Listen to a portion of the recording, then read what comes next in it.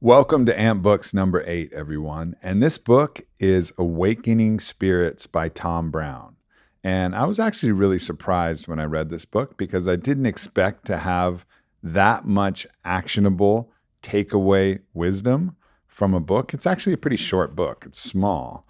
And it's from a Native American trained tracker who has a lot of wisdom surrounding meditation and just spirituality in general. His method is what I adopted my own guided meditation method, which you can find available for free on aubreymarcus.com. It's called the Sacred Silence Meditation, and he talks about that in this book. That's where I got it from. And it's an incredibly effective tool to use for guided meditation. Another form of meditation that I learned was also his wide peripheral gaze, which I wrote about in Own the Day. The opportunity to expand your eyes, to look at everything and nothing at the same time so that your brain gets actually overloaded with all of the pixels of information and everything quiets down and everything stills itself.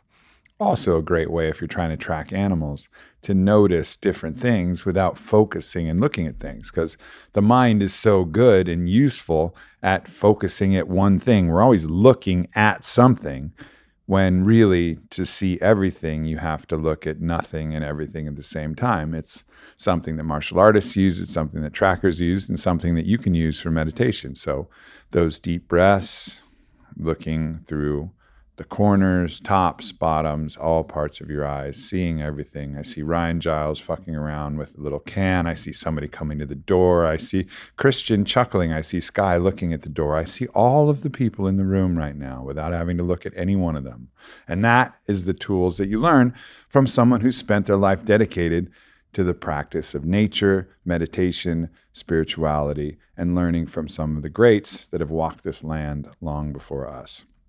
So when I jump into the book, we're going to talk about the hero of the book, a man named Torrance, who I believe is based on Tom himself, and he's going to be talking to his grandfather, and they come to a really important revelation. But before we get to that, I want to talk to you guys about CBD. CBD is something that I'm using all the time. It's like part of my daily ritual. I haven't talked about it that much because really, I was waiting to talk about my favorite type of CBD, which is pure spectrum. Like there's CBDs in every different ad in every different place you can get. I mean, there's more people who have CBD companies now than I think probably any company in the universe. But Pure Spectrum does it right. Their testing protocols are excellent. They've actually partnered with some of the top sports agencies. They've never had an athlete fail a test, so that you know that their product is really high quality. The extraction methods are great. Where it's grown is great. Everything about Pure Spectrum is great.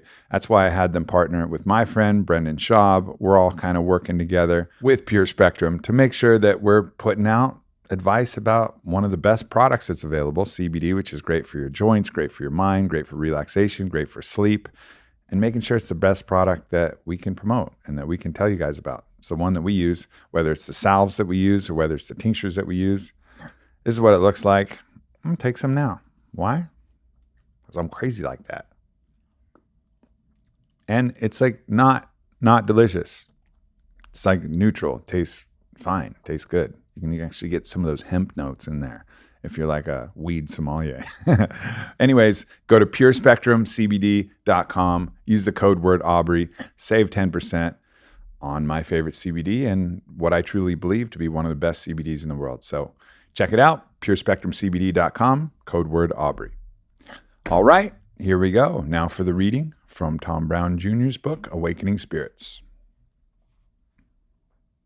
And again, the main character, Torrance, is sitting with his grandfather, pondering one of the challenging issues they've been working on. Grandfather said, "We were all born to live the duality. However, in most people, the logical mind becomes dominant, for it is trained the most. In my people, it is important to train both minds. A child becomes equally versed in the wisdom of the physical mind and the wisdom of the spiritual mind. It is only when the physical mind becomes overtrained, as it is with most people, that it becomes dominant. Yet there is still part of the physical mind that remains connected to the spiritual mind. It is that part of the physical mind that guides many to seek the wisdom of the spirit. Thus, the solution must lie within the friendly part of the logical mind. This part must contain the internal hair that triggers the logical mind to quiet, and thus allows the spiritual mind to come forth. What then could be the internal hair? And the hair, just so you know, was part of a fable that was told in which one piece of hair was the thing that kind of unlocked someone's ability to tap into their spiritual mind. Grandfather and Torrance discussed this possibility well into the night, barely taking time for any breaks or even to eat. They were so engrossed and enthusiastic over the possibilities that they became too excited to do anything else. They both told stories about people they knew who were once so wrapped up in the logical, physical mind that they would never be inclined to seek the wisdom of the spirit. Yet despite the odds being against them, one day they would turn around and begin the journey along their spiritual path. So then there must be something in that part of the physical mind that would ultimately direct us to seek spiritual ways. It is that same part of a person's mind that wonders if there is more to life than just the flesh. Both exhausted from the searching process, Grandfather and Torrance decided to get some sleep and begin again in the morning. The sleep would be a way of clarifying what they had discussed and learned. Grandfather fell into a state somewhere between sleep and awake. His dream mind wandered over all the journeys of the quest for purity he had undertaken in the past several moons. Coyote Thunder had been right. It was in the span of just one moon that the greatest enlightenment had come to Grandfather.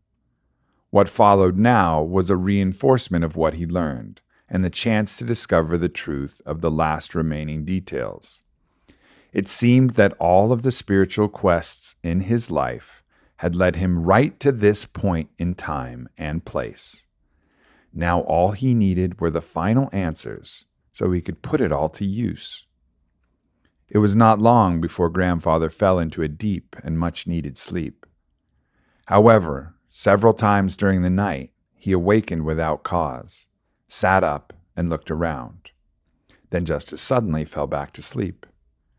Each time he awoke, he felt as if he was reaching out for something, but once he was fully awake, it was no longer there. It was during the last abrupt awakening that Grandfather saw the old woman again. She smiled at him warmly and said, "So you have come this far, yet you still have one last quest to work through. Once you arrive at that truth, your spiritual path in life will change, and you will then seek to gather all manner of spiritual knowledge, now in a pure way. You wonder what the bridge must be between the logical conscious and the spiritual mind.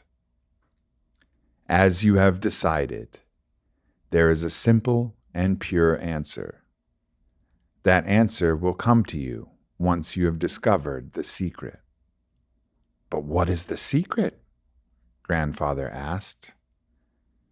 "It is simple, so simple, for you have known it all along," said the old woman. "Once I reveal the secret unto you, I will leave you until the day you pass to the spirit world. My work with you will be done. What you seek is simply choice." And with that, she was gone.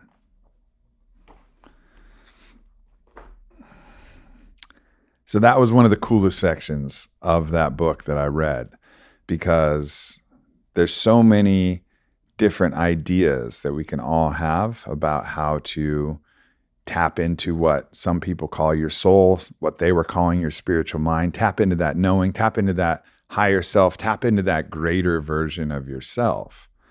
And then there's all these techniques and all these styles and all these things that you can do to do that. And we think that we need to do that. And that's not that those things aren't helpful. But what they're saying is that the overriding factor, the thing that you need to do, is just choose. Just choose to identify with the spiritual mind. Now, sometimes that may be easier said than done. Sometimes it's like, well, choose to get that song out of your head. Well, you try and you just can't get it out of your head. You just can't do that. And that's where those techniques like the meditation techniques or floating or plant medicine or all these other techniques are helpful. But really, choice can carry you so much farther than you would think. Like you can choose to use the wide peripheral gaze, or you can choose to just let it all go. Choose to be present. Why don't you try it right now?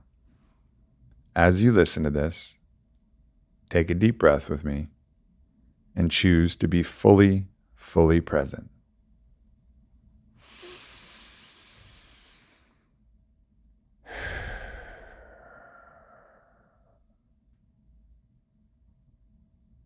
Choice.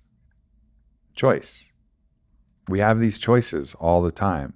And everybody around us is going to try and deny our superpower, which is choice. They're going to say, oh, you're broken. You need this solution. And this solution costs money. Go to your doctor. Go to your this. Go to your that. Go to your that. Get all of these things to fix all of these problems that you have.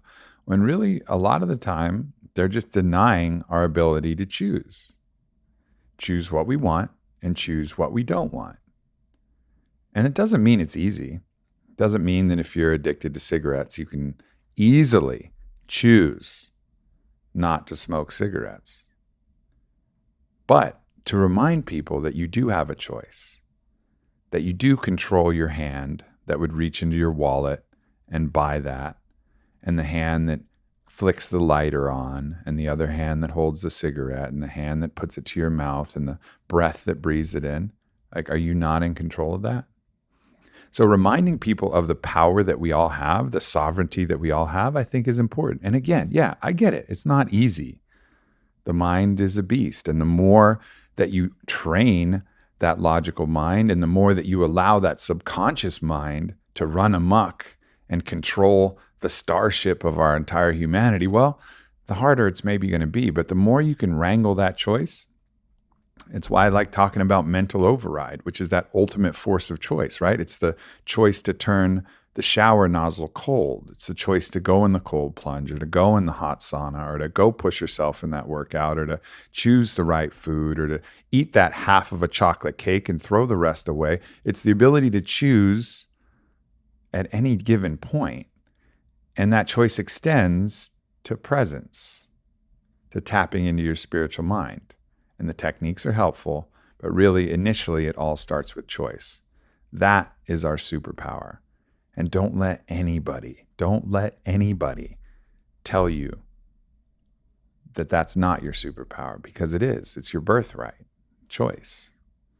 You know, Viktor Frankl was famous for saying that that is the one thing that we will always have. The choice over the way that we think about anything external that's happening in this world. The way we think about it is always our choice.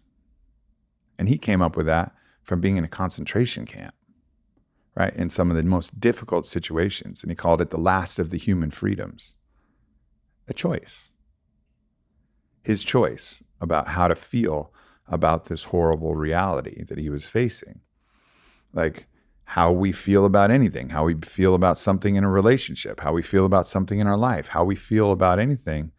So much more agency we have than we give ourselves credit.